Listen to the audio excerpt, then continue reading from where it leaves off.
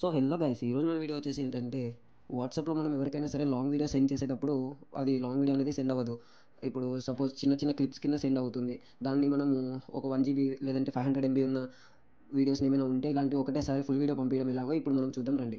First of all అనేది మనం WhatsApp open చేసుకోవాలి. వాట్సాప్ ఓపెన్ చేసుకున్న తర్వాత మనం ఎవరికైతే పంపించాలనుకుంటున్నామో అతని కాంటాక్ట్ ఓపెన్ చేసుకున్నాక ఇక్కడ చూడండి, ఈ సింబల్ కనపడుతుంది కదా, పేమెంట్ సింబల్ పక్కన ఈ సింబల్ ఓపెన్ చేసి ఇక్కడ డాక్యుమెంట్స్ అనేది ఉంటుంది. డాక్యుమెంట్స్ ఓపెన్ చేయాలి.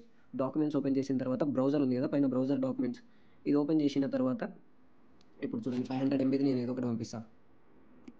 ఒక్క నిమిషం ఆగండి. ఇగో చూడండి, మూవీ పంపిస్తున్నాను. 5.20 MB ఉంది. ఇది పంపిస్తున్నా చూడండి. ఒక్క నిమిషం, ఇగో చూడండి వెళ్తుంది చూడండి. గైస్, ఒకవేళ ఇది మీరు ముందు పంపించుకోవాలనుకుంటే మాత్రం మీరు పక్క వైఫై ఉంటే మాత్రమే ట్రై చేయండి. నెట్తో అయితే తొందరగా అవ్వదు, వైఫైతో అయితే ఫాస్ట్గా వెళ్తుంది. ఓకే గైస్, చూడండి సెండ్ అవ్వనివ్వండి ఒక్క నిమిషం.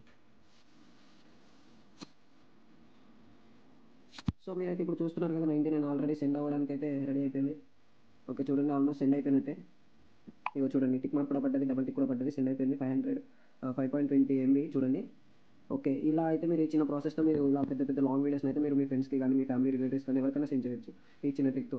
సో గైస్, ఈ వీడియో అయితే నేను మీకు నచ్చిందని అనుకుంటున్నా. ఐ హోప్ మీకు నచ్చితే do like, share and subscribe to this channel.